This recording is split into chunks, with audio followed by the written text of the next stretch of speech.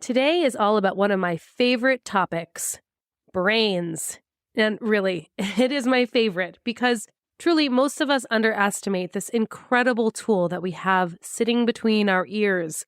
And when you learn more about your brain, you realize how much agency you actually have in your life. So if you want to live a better life, learn about your brain. And so today I am talking with my favorite neuroscientist, Dr. Jill Bolte Taylor. And she has really shaped the way that I think about the work that I do in this world. And the conversation that you are about to hear was truly a dream of mine. And if you don't have them already, grab a copy of both of her books, My Stroke of Insight and Whole Brain Living, which you can find in the show notes. So hold on to your hats. We are going deep inside the brain to learn about how you can show up as your best self. And after this episode, be sure you check out Break Time, because this monthly Empowered Educator subscription will give you access to an incredible video library of self-regulation strategies, as well as monthly group coaching calls with me and other amazing empowered educators. So head on over to empowereducator.com/resources. Remember all the passion and vision you had when you first went into teaching? Feeling like building young minds and creating community through your work would make a lasting impact on this world? Well, those days may feel like they're behind you now because you're exhausted, stressed, and overwhelmed and frustrated, but I'm here to tell you it doesn't have to be like this. In fact, the love of teaching never really went away, but it absolutely needs transformation. Welcome to the Take Notes podcast. I'm Jen Rafferty, former music teacher, mom of two, and certified emotional intelligence practitioner, and I'm here to light the way for you.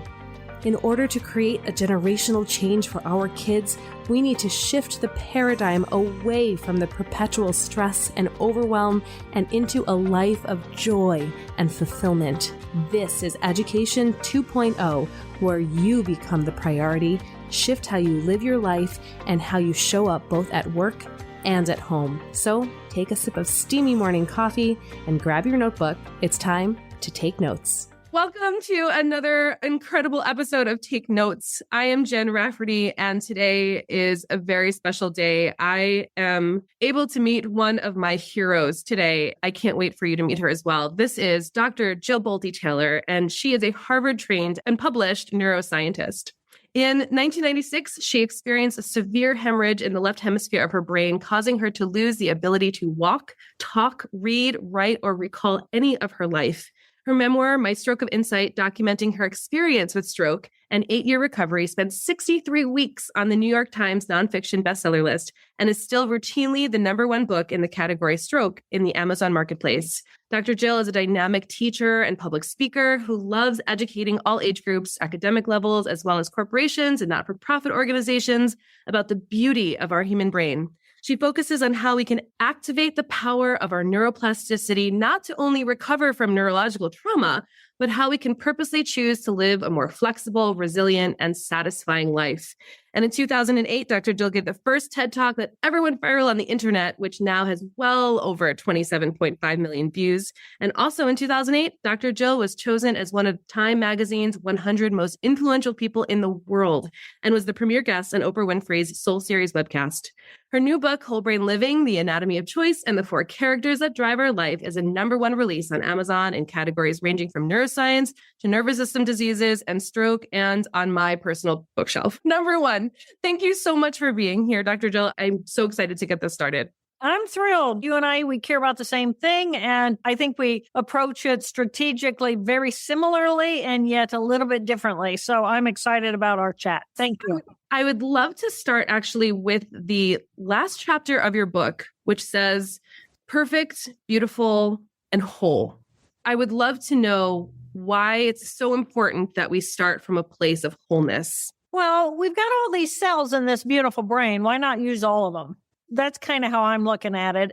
We know a lot about the brain. We know a lot about these cells. We know about how cells interact with one another. We know how to help them become healthy. We know how to skew away from a whole into the value structure of either hemisphere, the left hemisphere or the right hemisphere. They are very different places. They do process the same information, but in very different ways based on different values. And so the better we get to know the organ itself, and we get to know some certain things that we can understand about cellular circuitry and what we can expect from the brain cells themselves, then why not live a whole life? Why not realize that we have the capacity to choose which part of our brain is going to be dominant and how we want to feel and what we want to think, and based on our value structure? Yeah. So learning about the brain in this way isn't typical, right? We have to seek out this information. This isn't something we're learning about in the places where we learn about things. You know, my daughter's in 3rd grade right now, and she came home and is talking to me about her nervous system, and she's using all the words, but there's not really any context for her. Right. And so there's a push for social emotional learning right now in schools where we're kind of touching on some of these things, but I don't think that we go far enough in really understanding what's happening in our brain. So I would love to talk a little bit about these 4 characters, so we kind of give our listeners a structure as to what it is we're going to be talking about for the rest of this, because we're going to be referring to these 4 characters quite a bit. So from my understanding, left thinking, identity and ego, that's character 1. Character 2, left emotional, about past pain and the stories we tell, our anxieties, our grief. Addictions, yes. Also, I've heard you mention a bridging across time. Yeah, I mean, just consider we have a brain that we're not a living organism that is just right here, right now. I'm alive. I'm seeing things. I'm feeling things. I'm eating things. I'm saying things. I'm moving around like an amoeba.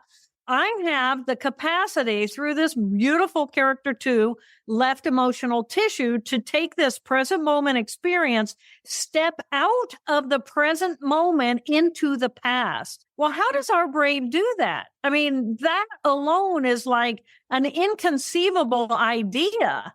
If you really stop and you think about at a biological level, how is it I am a bridge across time? How is it I can remember which shoes without looking, which shoes I put on this morning and why I picked those? I have the capacity to project my mind into what am I doing later tonight for dinner? I have the capacity to be at some time other than right here, right now. Wow. Now, if we don't look at ourselves and say, wow, that alone is pretty miraculous at a biological level, I don't know what is. I think we're just not paying attention. But yeah, it is that little character 2, emotional, that brings information in about the present moment and compares it to any experience we've had in the past, saying, give me a reason to say no. Give me a reason to push it away because it's dangerous based on my past experience. So this ends up being this little part of ourselves that, first of all, it's emotional tissue. It never matures. It's not cognitive thinking tissue. So it never matures. So it's one of my little girls inside of me. And it's the part of me that's saying, I don't feel safe. And I don't feel safe in the present because of my past experience. All my pain from the past is going to be in this little character 2. And all of my trauma from the past then is in this character 2. If you look at the tissue deep inside of that character 2, it's called the insular cortex, and that's where craving happens. Any of my addictions, I have an addiction in this moment because I have craving about something that I experienced in my past that I now bring into the present moment and say, now I want more of that.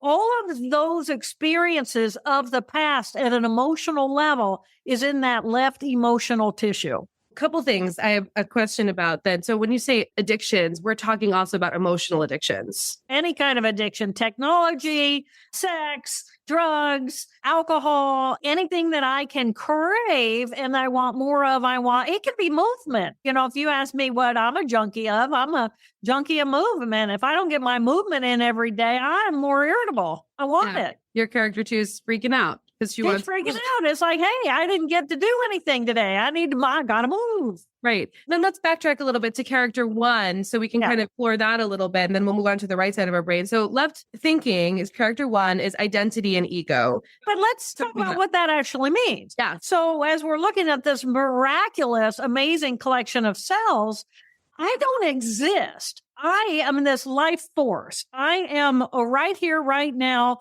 collection of 50 trillion magnificent cells that all, except for the red blood cells, contain the same DNA that began from a single cell. And that single cell then multiplied and divided, and those cells then differentiated so that I have skin cells, I have eye cells, I have liver cells, I have movement cells, I have all these different cells that make me up as a single organism. Well, I'm an organism. I'm a collection of cells. And then there's a tiny little group of cells in my left thinking tissue that says, well, now I'm going to take all of that and I'm going to define the boundaries of where I begin and where I end. Because what am I? If I'm just a cellular experience of the present moment, I'm energy and I'm cellular atoms and molecules, which are living cells just having their experiences. So then as that little character 2 steps out of the present moment and says,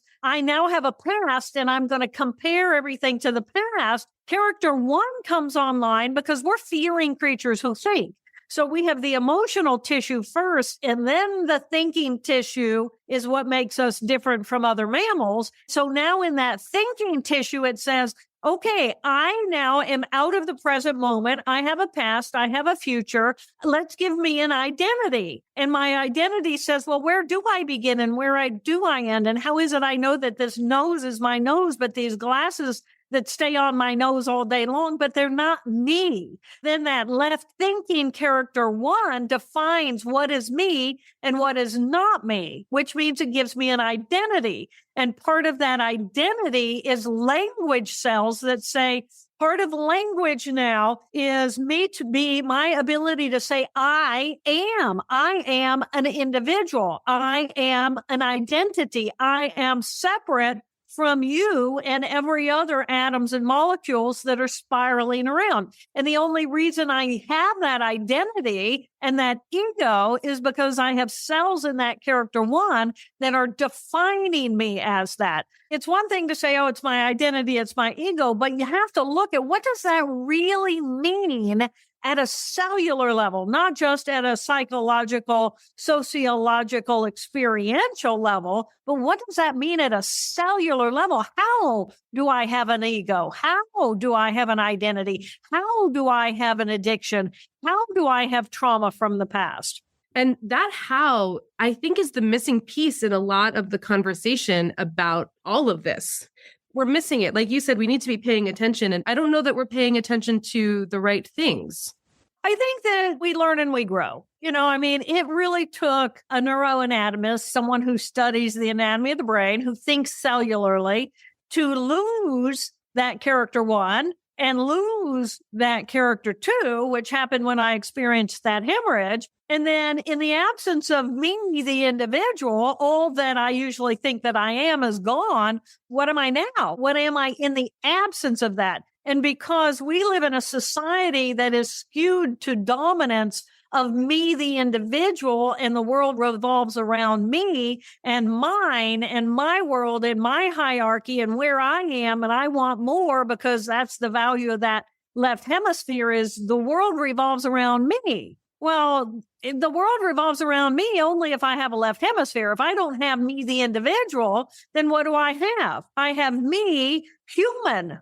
And that's when this consciousness of the collective whole, we are one human family. We are brothers and sisters on this planet. And everything is a symbiotic relationship. So our relationship with the planet matters because if we don't have a planet, humanity will die off. So we can't separate humanity from global because we're part of the global. Right.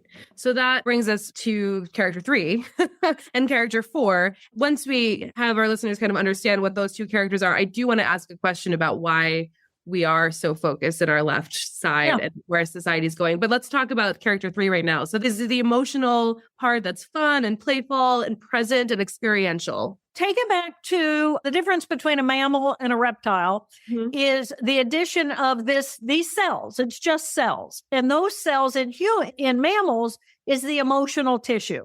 So we end up with the emotional character 2 in the left hemisphere, And we end up with the emotional character 3 tissue in the right hemisphere. But it's still emotional. But emotional isn't necessarily my deep emotions of sadness or fear or anger or anxiety, but it is alarm, alarm, alert, alert. So we have the fight or flight in each of our hemispheres in our character 2, but it's our alarm, alarm, alert, alert as it relates to me, the individual, in my past and my future. The right hemisphere emotional character 3 is the experience of the present moment. So the 2 differences between the right hemisphere and the left hemisphere is that the right hemisphere, it's just right here, right now. Right here, right now, I'm as big as the universe. I'm atoms and molecules. I'm energy. Everything is one big fluid experience in relationship to everything else, including the planet and our environment. The left hemisphere then comes in and says, okay, well, that's great, but I'm not functional there just by there. So I need to be an individual. So the left hemisphere creates the individual, and it creates in that character 2 a past and a future. So the left hemisphere gives me, the individual across time, and the right hemisphere doesn't have me or the past and future. All it has is the present moment. So character 3 is the emotional tissue of the right hemisphere, and that is experiential. What does it feel like to be in this present moment? What does it feel like? Well, if I don't have me, the individual, so my past is gone, my job is gone because it's somewhere else, my relationships are gone because they're not right here in my face, then all my stress from my past and future is gone, and I feel pretty good. So the right here, right now experience is one of pretty much elation. Oh my gosh, I'm excited. I'm alive. And because I'm alive, then all possibility is right here, right now. So because I'm not in the box of right and wrong and good and bad defined by that left hemisphere of who am I and what color are those leaves supposed to be when I color them. In the present moment, there's no right, wrong, good, bad. There's just the experience, and there's a level of freedom. And in that freedom, I get to be creative, to just taking what is and creating something new. I get to come up with new ideas and become entrepreneurial. I get to come up with new ideas and be innovative. And I'm interested, and I'm interesting, and I'm collective whole. So I like to share it with other people, and I like to hang out with others. So all the possibilities of our creativity and our innovation is going to be right there in that character 3 of impetus, energy, and motion, free from all the rights and wrongs and goods and bads defined by me, the individual, in that left hemisphere, which also feels the need to put all of us, all of these characters, inside of the societal norm. Right. The right hemisphere doesn't fit into the societal norm. It doesn't care about the societal norm. It doesn't even know what a societal norm is. Right. And that feels like such a happy place when you're describing that. That's the place where I would love to be. I wouldn't necessarily know that I got it. I would get things done, but I wouldn't know that I got things done because my character 1 wouldn't be online. You just get different things done. But it's about the process, not the product. So we always hear this cliche, it's about the process. It's about the adventure. It's not about the destiny. It's like, yeah, but that's the difference. The right hemisphere is about the experience. I go to my art space and I don't know what I'm going to create. All I know is I'm going to go down there and I'm going to discover a new delicious piece of glass and color, and I'm going to create something new. And then I build this creation based on what comes rather than, okay, here's the pattern and here's what it's going to look like. And now I'm going to cut every piece of glass to look just like that. And then this is the perfect panel. And then somebody's going to be happy with that. And it's like, no, I'm not about that, because the right hemisphere is about the experience of what does it feel like when I'm in my art space? What does it feel like when I'm looking at these delicious, it can be the same blue, but different textures of glass. And it's like, oh my gosh. I mean, just the experience of the glass, not this is ultimately what I'm going to create. Right. So then we go down next to the character 4. That is the ultimate collective consciousness and wholeness and divine, as sometimes people call this. Yeah. So think about what that means, though. What that means is that I'm in the present moment. So character 3 is the experiential movement forward. There's an impetus toward action. But the thinking tissue is simply blissfully grateful that I'm alive. Mhm. Oh my God, I'm alive. It's the awe and the wonder. And so it's the awe and the wonder that, oh my God, I have eyes that can see, and I have muscles that allow me to move into the world. And I have capacity to experience through these sensory systems the energy in the atoms and molecules that I'm designed to perceive and then process, because I'm filtering in raw data. And what kind of raw data am I not even capable of? Well, I'm not capable of echolocation like a bat. Wouldn't that be like cool? Well, yeah, that'd be cool. I can't fly like a bird. Wouldn't that be cool? Yeah, that'd be cool, but I don't have those capacities. So all of these different creatures are filtering different kinds of processing in order to be the creature that they are. And this human creature of what we are is this magnificent collection of all these cells that give us all of these abilities. And I can move. I mean, imagine the awe when that infant, that new infant born into the world, is just a ball of energy, right? It's just a ball of energy, and it's flailing and it has no control of anything, but every movement matters because it's information to the brain. And then one moment, infant realizes that's mine. I can wiggle those things. That's me. And it begins that process of differentiating information to get more and more specific. So I gain control of me. And all you and I are talking about now is a differentiation of those 4 different modules of cells inside of our brain that we all have. But each of those 4 groups of cells do very specific skill sets. And because of those skill sets, they represent a personality or a character inside of us that we all exhibit all 4 of these characters. And then when I learn, oh, that joyful present moment, excitement, awe and fun and creativity, that's a group of cells in my brain. And I can become that character profile in an instant. And then in another instant, the telephone rings and it's like, oh, now I got to go to work. So now I leap into the group of cells in my character 1, rational thinking left brain, and I do that part of me. And then I find out that a friend of mine is sick or wounded or has passed, and I move into the character 2, emotional, deep emotion of, oh my gosh, someone I love who I've known for 20 years had now heard. And so I move into that part of me. And then I move into this sense of, oh my gosh, I am so grateful that I had this person in my life, and how lucky we are to be alive and to be able to connect and to be able to have this experience of being alive. So we're all already bouncing in and out of these 4 parts of ourselves. And what this material allows you to do is to choose. You have the power to choose. So if you say, okay, well, I'm busy, but I'd really like to go play. And what is that relationship like inside of your head? What is the relationship like between the part of you that goes to work and the part of you that wants to go and play in the present moment? And if that's not a healthy negotiation between those 2, then character 1's going to see character 3 as a total waste of time, right?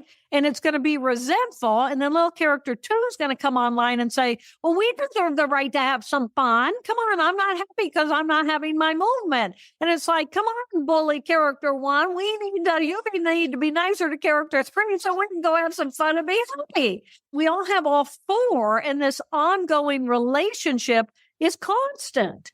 So why not have some say in understanding who am I, who are the we inside of me, and what power then do I have to choose and for me to live the life that is most balanced and makes me happy? Exactly. So one of the most meaningful exercises for me was, like you suggested, naming all 4 of these characters. So when you become better at becoming aware of what's happening right now, that makes choice easier because all of a sudden you're aware of what's going on. Oh, this is my character 1, whose name is Athena, by the way. Oh, that's my character 1. Okay, this is my character 2, kind of having a little bit of a tantrum right now. So having that removal of that this isn't you, this is a part of you, allows you to make those choices. So can you talk about that too? Because that's something like what you said before about judgment and resentment. Often those conversations happen in our heads, but they're all a part of us. Yeah. And they're all important. So character one is the rational part that goes to work. For most of us, we know that part. That's okay, right? Character three is the little playful part. We're okay with that. Character four is our holy, authentic, divine self, our connection to something that's greater than we are. That's okay. The problem child, right? Is what we call character two. But here's why character two exists and why it's so important to honor this little character. When character two is yelling and screaming, it means it's not safe. And if it's not safe, it is safe in the presence of that which is familiar. It feels scared, so it's going to fight, it's going to flee, or it's going to play dead in relationship to new things. Okay, so let's say I'm a child and I'm exposed to a lot of different people of different colors. All right. I'm brought up in an environment where it's normal for me to see African Americans, to see Asians, to see Caucasians. I get to hear a lot of different European languages or different kinds of languages. I get exposed to all these different things. Well, then my little character two feels safe in the presence of all of that because it's familiar. I grew up with that. But in America, we have all of this different kinds of situations going on, all these different cultures, but rarely are we actually exposed to people who are different from us. And so because of that, then I see someone of a different race or I hear a different language and I'm automatically, that's different. And my natural kickback response is I don't feel safe because that doesn't feel familiar. So at that level, we are biologically programmed to be racist, if we're going to use that terminology. And racism is I don't feel safe or comfortable in the presence of that which is different from me. Then what do I do with that? Well, then I either hide away and I pull myself away from and I make myself smaller and I constrict and I say, I don't like that. It's not familiar. I don't want it in my presence in order to protect myself. Or I realize I'm okay. I'm safe. In the present moment, I'm fine with these people who are different from me. And then naturally, that character 3 and 4, which are of the present moment, it's like if I bring myself into the present moment and I see something new that is unfamiliar, then I move toward that with curiosity. The same is true for sports or for crafts or for music or for whatever. Am I even willing to explore what is hip hop? Right? Okay. That's my character 2 saying, no, I'm going to shut it down. I'm going to push it away and I'm going to call it bad because the left hemisphere has this hierarchy. And if it's going to push something away and say no, then I either become superior to that or I become inferior to that. But that's all a conversation of that character 2. So in our society, we put all this emphasis on character 2. This is where we move into the social emotional learning. Yeah. And the difference between whole brain living and social emotional learning is social emotional learning puts all the focus on the social emotional learning of character 2. And what whole brain living does is it says, when I am in that pain, yes, I can routinize into that circuitry and understand what's going on, which is important. But the thing about social emotional learning is you cannot learn about it when you're already emotionally triggered. Do you see what I'm saying? So you have to be completely advanced in social emotional before you move into the trigger. And then that's not the time to learn. What are your choices? Well, when I'm triggered, I can run my trigger. I can recognize that I think a thought, I feel an emotion, I run a physiological response. I'm now triggered. I'm lost in whatever that is. That lasts for less than 90 seconds. All right. I call that the 90-second rule from beginning to end. Now I can certainly rethink those thoughts and rerun that circuit over and over and over again for 80 years and hold a grudge against somebody. Or the power of whole brain living is I'm triggered emotionally right now. I am in my 2. How do I save myself? I don't save myself by analyzing my pain. I'm in my pain. I save myself by recognizing character 1 is right here. And I can look at character one, and character one, I can become character one, look around and say, in this moment, am I safe? Are we safe? Do we need to fix something in order to change the environment? Are we safe? We're safe. Okay. There's no bus coming at us. Character four can then come in as my most compassionate part of myself and say, I'm hurting. Little character two, you're in pain and I'm in pain and it's okay. We got you. You're not alone in here. I got you. What do you need? Do you need me to hold you? Do you need me to hear you? Do you need me? What do you need? You're not alone. Your team is right here. And then little character two is going, okay. And in the meantime, we're running the 90-second loop so that the anxiety can allow itself to actually dissipate across time, because I'm no longer fueling character two's thoughts and emotions. I'm pulling the energy away from that group of cells. And as I do that, then I start to calm. I start to relax. I'm grateful that character one is there. It's like big mommy character one, Athena going to fix out things. And then I got my big character four that's going to come in and love me no matter what. And I am safe and I am okay. And then eventually little character three is going to come in and say, you want to go do something fun? Let's go outside. Let's go for a walk. Let's go look at the bugs. Let's go play in the mud puddle. Let's go get ice cream, whatever it is, right? And so the power of whole brain living is that we're not just focused on that bowl of energy of pain, but allowing the other parts to come in. And then once character two has calmed itself, then that's when we care about social emotional learning, because then it's like, okay, what happened? How do I look at that? How do I differentiate what happened? What did I hear? What was said? How did I take that? How might I learn from that so that the next time that kind of thing happens, it doesn't have the same power to do the same trigger? And that's healing. And that's why we absolutely have to have that character too. But we don't put it in, it never needs to drive the bus. Right. And that's where your agency comes in and how you want to be in any given moment. One of the things that teachers and educators and administrators, school leaders, everyone is not feeling safe right now. These conversations are sometimes challenging because character two is the only thing that's available. People are waking up in the morning feeling activated. And then you go into these classroom situations. We've got this activated teacher with an activated child, and then it escalates and someone's in the office and then the parents are involved and then everyone stays there. So that's why I focus on the adults, because we have to start with the people who are caretaking for these children. One way, I would love to know how you start to have these conversations. Well, just at the beginning of this week, we ended a year-long research program on training school populations. So this is administration, anybody in the school system, not the kids, teachers, administrators, cafeteria workers, bus drivers, anybody who has an interaction with a child. That's one population. We give them 3 hours of whole brain living training so that they understand what is whole brain living. We have another person training the parents in whole brain living. Each of these 2 populations gets an hour a week for 3 weeks about whole brain living as it relates to them, what's going on with their brain. Parents have different concerns, and then they have their language, they have their concerns.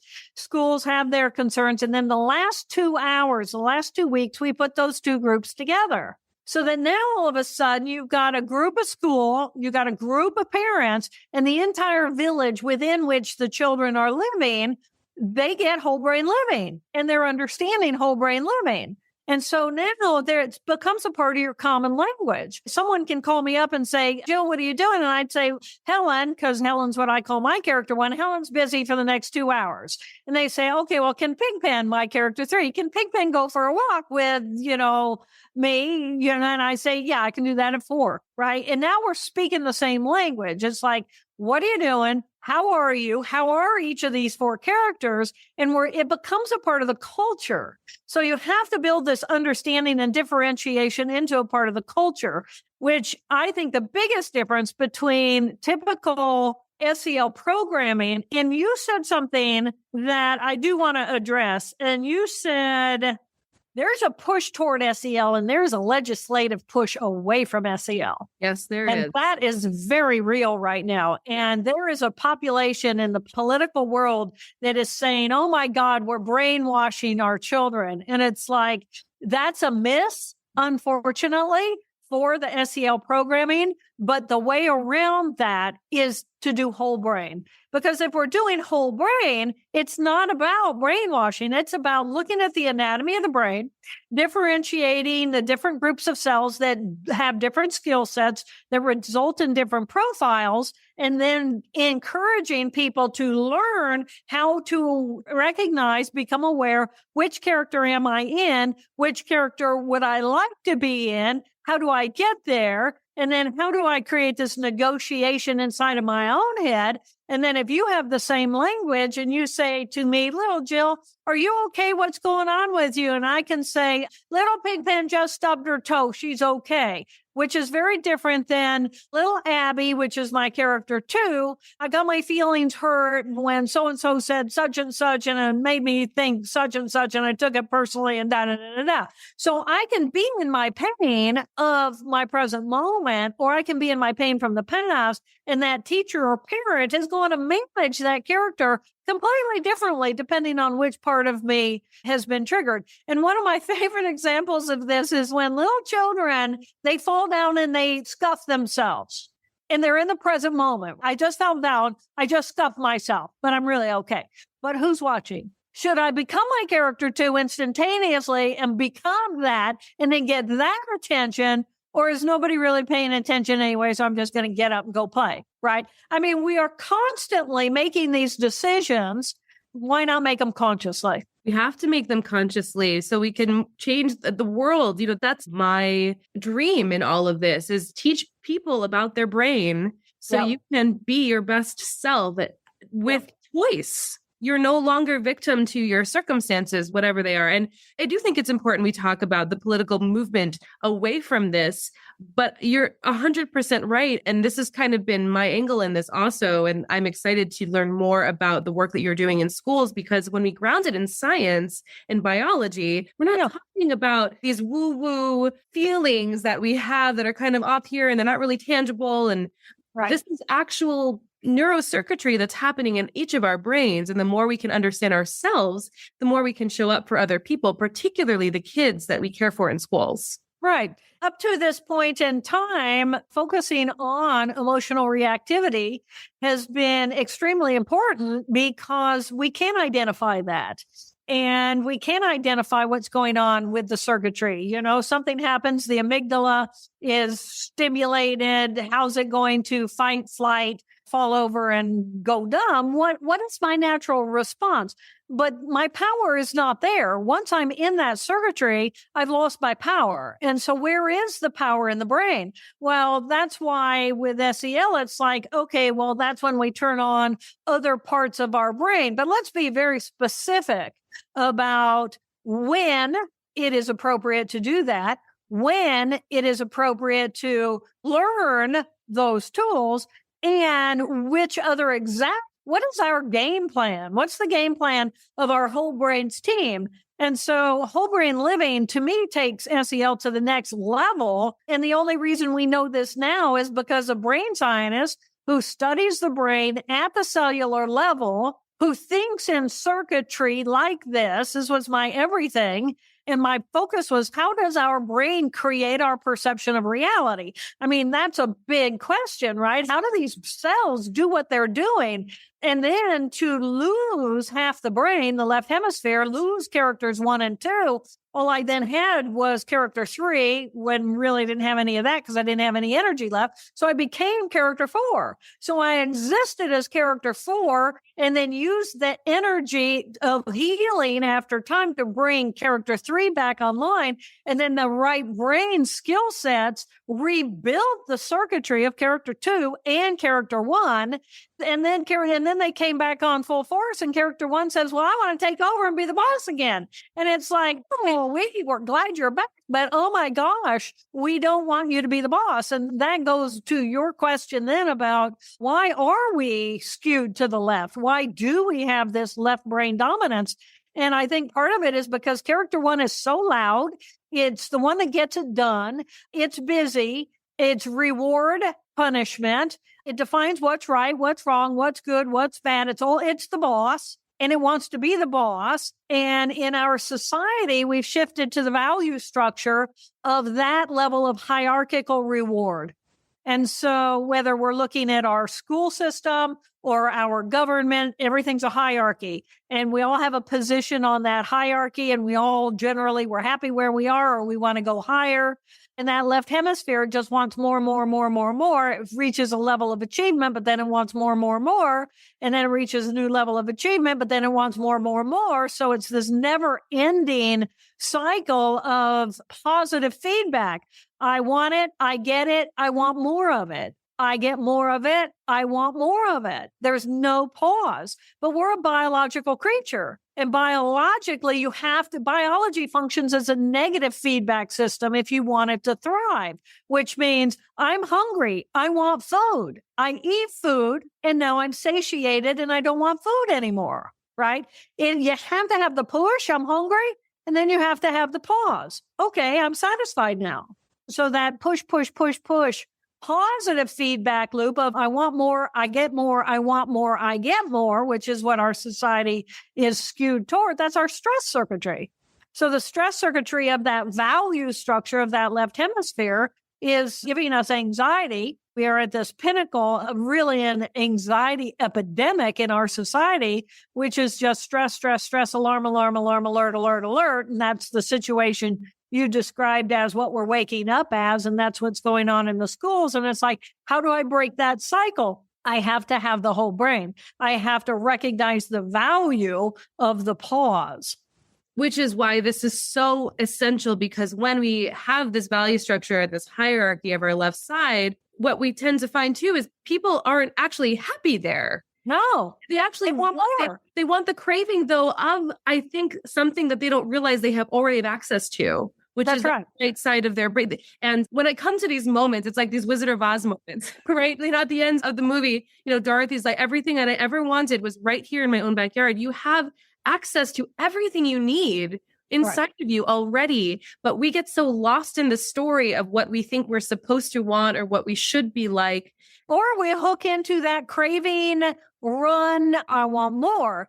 And you're biologically programmed. That's part of the circuitry. I want more, whatever it is. I want more. I'm not satisfied until I get more. I don't know what you're like, but boy, if I'm going to buy ice cream, I got to get the little bitty pint because I will eat the quart, right? Yes. The quart, because it's just that I want more. I want more. And it's like, no, I don't really want more. What I really wanted were those first 3 bites, because those first 3 bites was where I had the experience of whatever it is I'm consuming. After that, I just want more. I just want more. I just want more. Right. So what do we do? And I want to talk a little bit about the actual process of the brain huddle of, okay, I'm in this 90-second overload of emotional circuitry, and now what? I think everybody needs to get to know their 4 characters. You have to know what your choices are. This book is called Whole Brain Living, the anatomy of choice, and the 4 characters that drive our life. And when we know these 4 characters, then we know the anatomy underlying our choice. And once we know that, then we can begin to recognize, what am I in now, right? Who's being dominant? Is that appropriate? Who's going to answer the question? Is that appropriate? Well, how about the rest of the characters inside of my brain? So let's say I have an appointment with you at noon. My little character 3 is going, I didn't get any movement yesterday. I got to go get some movement. So I go out in my yard and I get lost in time, right? And I'm now off in La La Land in the present moment, having a wonderful time. And then I get this inkling of a hey, what time is it? Character 1's coming in saying, hey, you got to get inside. Right. And it's like, okay, thank you. And I can create this really healthy relationship. And if I know my character 1 well enough, what's she going to do? She's going to say, okay, Pigpen character 3, you can go play, but you're going to set your clock so that you're inside 15 minutes before you need to be there. Right. So character 1 comes in and says, Okay, I'm going to be responsible. We're going to set that time. And now it's like, go play Pigpen, go be Pigpen. Because otherwise, Pigpen's out there going, well, what time is it? Is it time to go in? Well, what time is it? Is it time to go in? And Pigpen didn't have any fun because she just spent her whole time worried that she was going to miss her appointment. Well, why not have the Helen part of my brain say, we're going to take care of that. We're going to set a little alarm. Everything's going to be good. So you create these relationships between these different characters, and they work together, and they're constantly negotiating everything so that you can really be whatever you are. I tell people, I don't mind if you're miserable, as long as you remember to enjoy being miserable. Oh my gosh, character 2 is capable of being miserable. It's so beautiful. There's nothing like being miserable. There's nothing like being angry. There's nothing like being sad. There's nothing like being lost in grief. Thank goodness we all have that capacity. I don't want to cut that out and never experience that. That's the difference between me being alive and me being 6 feet under. I'm not 6 feet under. I want to have my emotions, but run them for 90 seconds and then move on. And then decide. Take control. You have power. We have so much more power over what's going on inside of our brain than we were ever taught.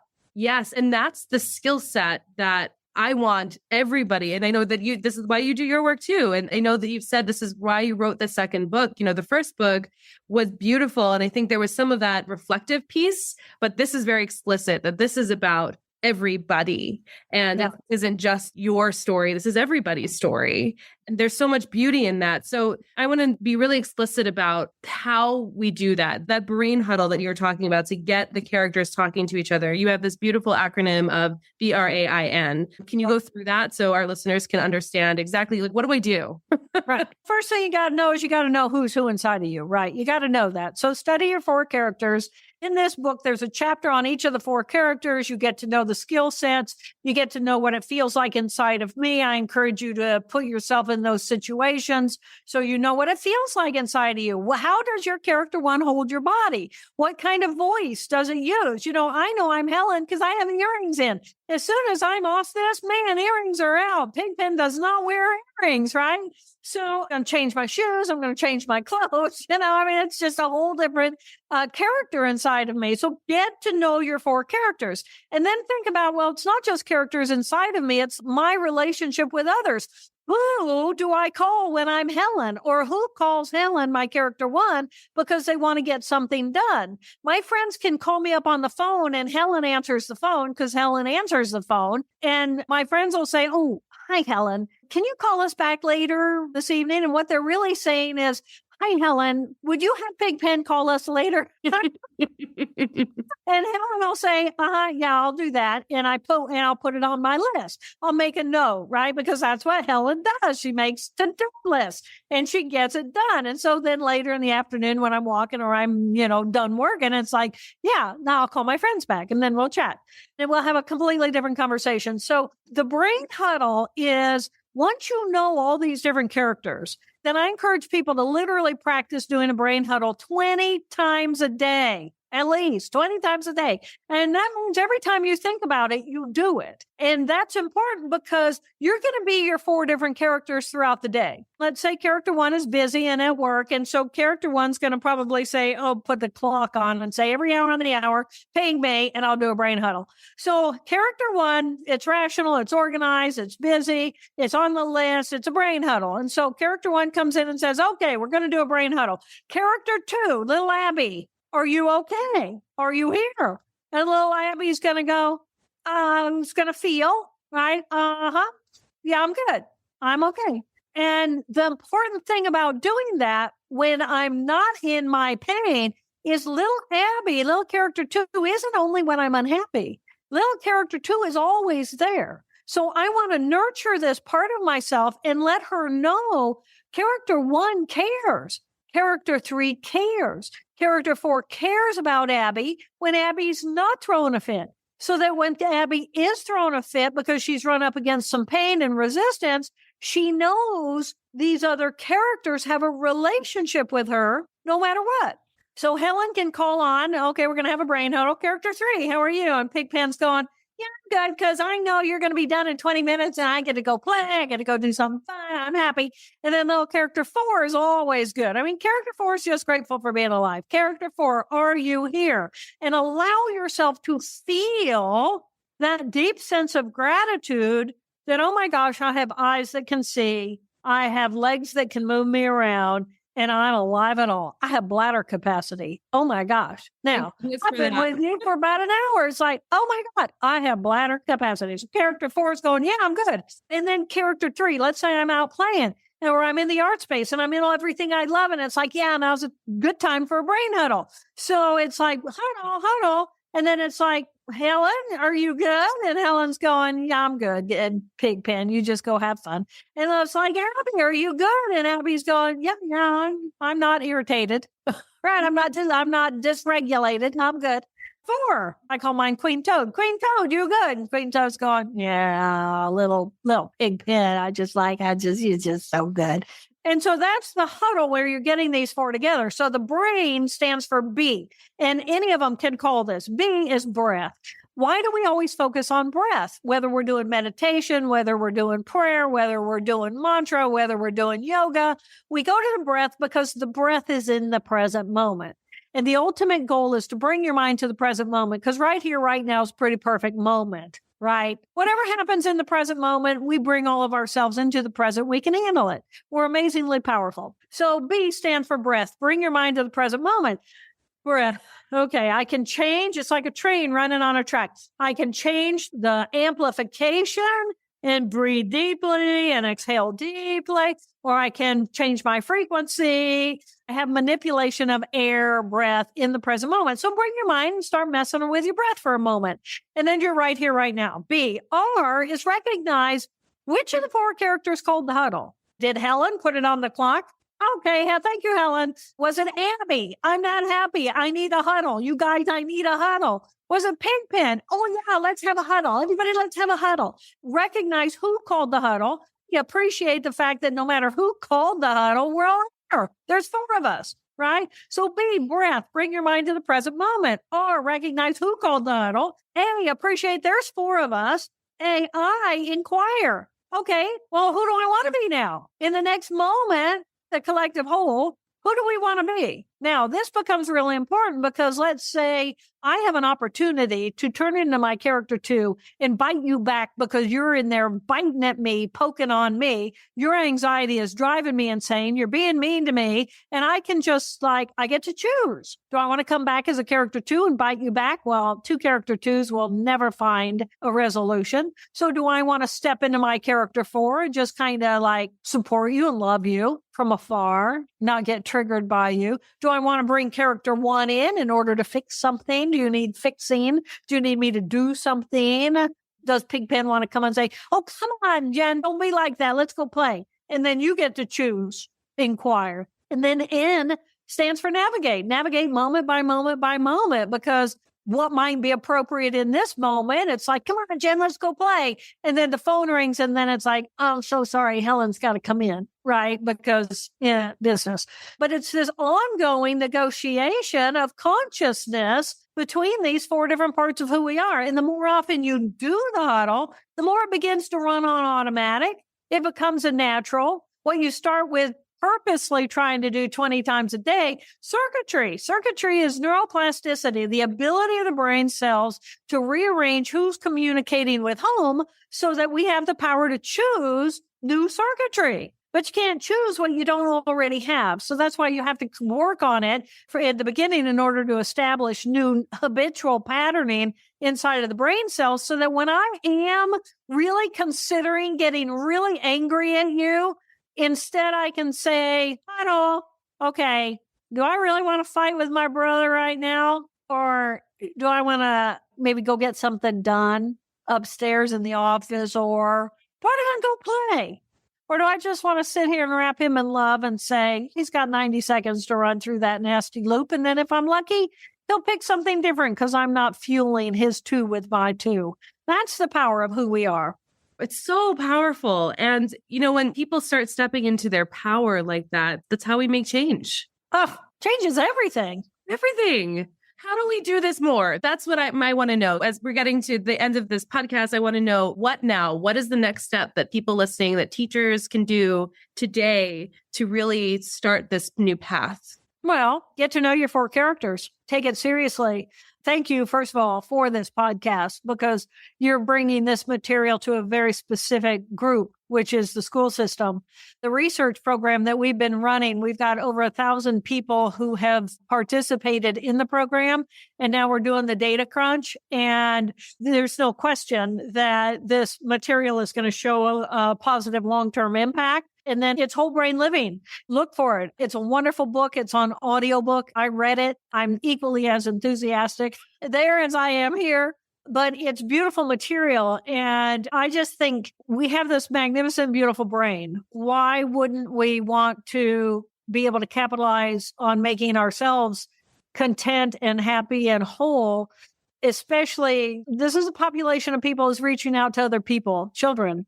And the thing about children is when the school program is going on, and you can always write to me more about possibly becoming a part of this. I don't know what they're going to do because I'm separate from the research. I advise, but I'm separate from that data. But they're going to be hearing more and more about whole brain living because it takes social emotional learning. It takes psychology. It takes neurology, neuroscience to the next level of really integrating what do we know about the brain? How can we differentiate better using this beautiful organ? And the thing about the 4 characters is you can say to a group of kids, okay, here's character 1, character 2, character 3, character 4. Here are the skill sets. Now, let's think Harry Potter. Who's the character 1? They'll tell you. Hermione. He's a little academic, right? She's always doing the research. Who's character 2? They'll tell you. Who's character 3? They'll tell you. Who's character 4? They'll tell you. The younger kids, SpongeBob. Who's character 1? They'll tell you. They get this. Kids get this. The biggest difference between children that we've been noticing between kids getting this material and adults is that kids are not as attached to holding on to their character 2 for as long. They let it happen. It hits them hard. They run the cycle. And then it's like, okay, well, I might be mad at you for another round or another loop, but I'm more apt to give that up because I'm going to go do this and play some kickball now and be my character 3. So the adults, as we become older, we become more rigid in that pain and we hold on to our pain tighter and our trauma. And then as we get older, if we use psychoanalysis, and we focus on the trauma, then we're giving all the energy to the trauma. And the difference between whole brain living and these other programs is I value that trauma and I want to explore that trauma, but not while I'm in the trauma. I don't have to re-traumatize myself to understand what it is I'm supposed to gain or learn because of that trauma so I can heal that trauma. Character 2 is not going to heal their own trauma. Characters 1, 3, and 4 or the power that's going to help us separate ourselves from the pain so that we can actually analyze that pain using that character 1. We can love ourselves through that trauma as our character 4, and character 3 can help us realign how we're viewing that trauma with curiosity. And we're not dismissing our characters either, which is what I think sometimes some of these programs do. It's we'll sprinkle some glitter and rainbows on it. Right. We ignore and dismiss the feelings in an effort to just think positive, and that makes it louder. Exactly right. Because it is the character 2 that is our learning. I don't like it. I've seen it before. I'm going to push it away. Well, character 1 can come in and say, it's another time. That was 3 years ago when that happened. We're safe now. That little dog that bit you 3 years ago, every time you see that same kind of dog, it's a different dog. So let's have the pain. We understand. Every time I see that dog, I get scared. So I don't like dogs. And then character 1 comes in and says, but that was one experience. And we're not 3 years ago in that. And so we can step beyond that and realize that what we've done is we've said, because I had a bad experience with one dog, I don't like any dogs. And it's like, no, look at it. Let's come to the present moment and see, look at all these nice little dogs. These are nice little dogs. And so I can grow. But the only way I can grow is to let the other parts of myself come in and nurture that out so that character 2 can learn. Otherwise, character 2 is just going to keep screaming every time she sees a dog. Right. And that's a beautiful example of that. I'm just so glad to hear this coming from you to this audience. It's so important. And I hope right now everyone at the end of this goes to the show notes, clicks on all of the things where all of the websites are going to be and the links to Dr. Jill books. And I am certainly interested in learning more and more about how I can share this message to the people that I work with. So thank you so much for the work that you do and the time that you took to be with me today. It means the world to me. Happy. Thank you. And thank you, everybody. And if you enjoyed today's episode, which I'm sure you all did, make sure you subscribe and write a nice review. And I'll see you next time on Take Notes. Incredible, right? Together, we can revolutionize the face of education. It's all possible, and it's all here for you right now.